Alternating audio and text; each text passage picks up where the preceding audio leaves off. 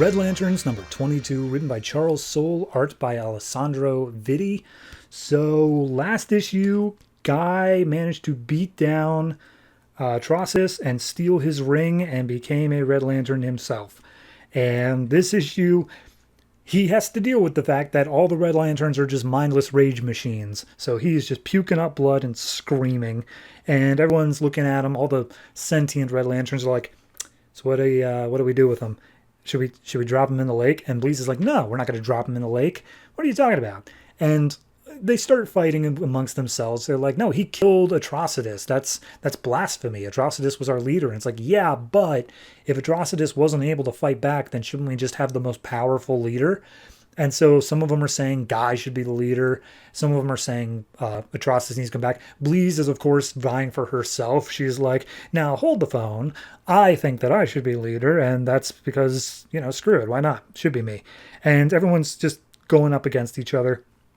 And finally, Rancor, who's not following any of this, he talks to Zilius Ox, and he's like, I'm sorry, what's going on? And Zilius explains the whole situation. And just be like, okay, but why is Guy acting like that? Why is he so weird? And it's like, oh, well, when you put on a Red Lantern ring, you're kind of mindless. You don't really have anything. If we dip you in the blood lake, then you gain sentience. And that's something we're debating about doing right now. And Bleez is like, but we're not going to do that because look at that power. Look at that untapped potential he's got. If we just use him as a weapon instead of letting him think, oh my God, all of our problems are solved. We can just send him in anywhere, and he's just going to act like a nuclear warhead.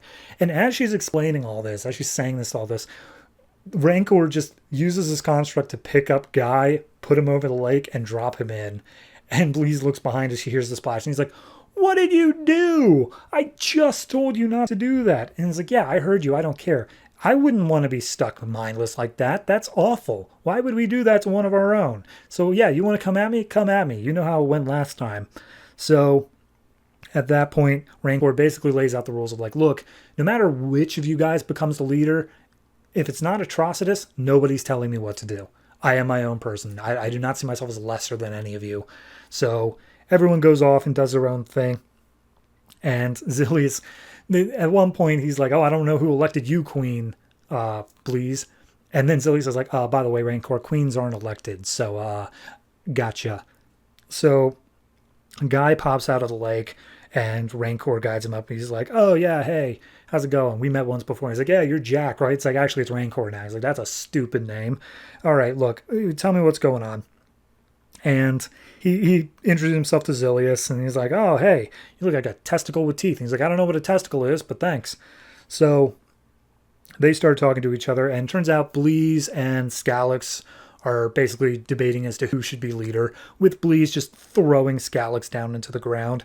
And Guy chimes in, and he's like, hey, guys, why do we need to have a leader? Like, yeah, no, Atrocitus is gone, but like, do any of you really want a leader? I mean, what are we, Green Lanterns? And Bleez is like, okay, so then who determines who we kill or like how we should govern our affairs? And she like pokes his finger in his face, and he just takes her down, just be like, if you keep your bone wings, you're going to keep that out of my face. You got that? But anyway, no, here's the thing. You guys think you need a leader. Why not just have everything be a democracy? Just all of us vote on things we want to do, and whatever wins out is what we do. I mean, this place sucks. Look at this planet. Where do you guys even sleep? And it's like, oh, we sleep on the dirt.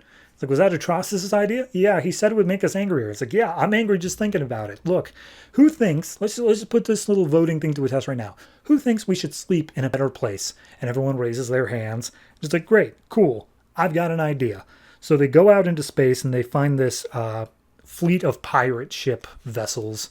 And immediately they all start getting blown up one after another. And we see that it is the Red Lanterns. They've arrived. And Guy explains, like, here's the thing. We're going to go onto this ship, and we're just going to start taking people out, and we're going to take this ship as our own. And they're like, but whose ship is this? And it's like, he's a well-known pirate. Green Lanterns have been after him forever. We just got lucky and ran into him now. And it's like, oh, cool. So we can kill him then. And he's like, no, I wouldn't suggest killing. Don't kill. As much as you can handle it, don't do that. That's still a no-no. So they start making their way through the decks. They're attacking as many people as they can find, just taking them all out. And they make their way into this storage container, Guy and Zilius do. And they come across a room with a bunch of like crystalline spheres. And he's like, hey, that looks like one of those Green Lanterns. What's his name? It's like, oh, it's Chasselon. And this is his species. They've cut off all of their limbs and are using their bodies as like an aphrodisiac. And it's like, oh, geez, that's dark even for me. And Guy starts getting really, really pissed off. And he goes and finds the captain of the ship. And the captain's like, well, dude, whatever I did to piss you off, I can fix it, man. Just money, whatever it is, I can fix it. And Guy's like, nah, you really can't. And he straight up murders this guy. And Guy sits himself down and he like blasts him out the front window. So Guy plants himself in the captain's chair with just all the air rushing out around him.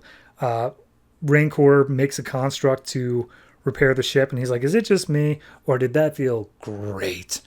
So we see Guy is falling a little bit, but then we cut to deep space where Dexstar has taken Atrocitus, and he uses his ring to restart Atrocitus's heart and bring him back to life. So Atrocitus is neither dead nor buried. He is still alive out in deep space with his super loyal kitty. I like it. I think it's a solid change of pace. It would be weird, the fact if Guy just took control of the Red Lantern so soon after joining it.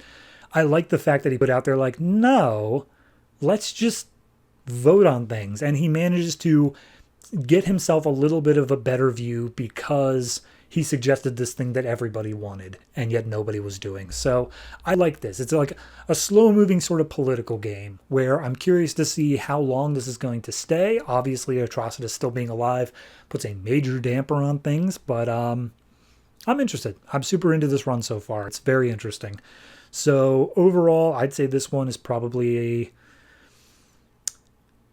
I'm going to give it an 8. It's almost a 7.5, but just those last few pages of Guy just realizing how messed up these guys are and giving in to his anger, I really like that. It gives a bit more characterization that they could have made Guy just, oh no, we're still not going to kill, but like, no, he's willing to kill now. He's willing to cross that line. So it lends a little bit extra to that. So yeah, 8 for this. Looking forward to how it continues.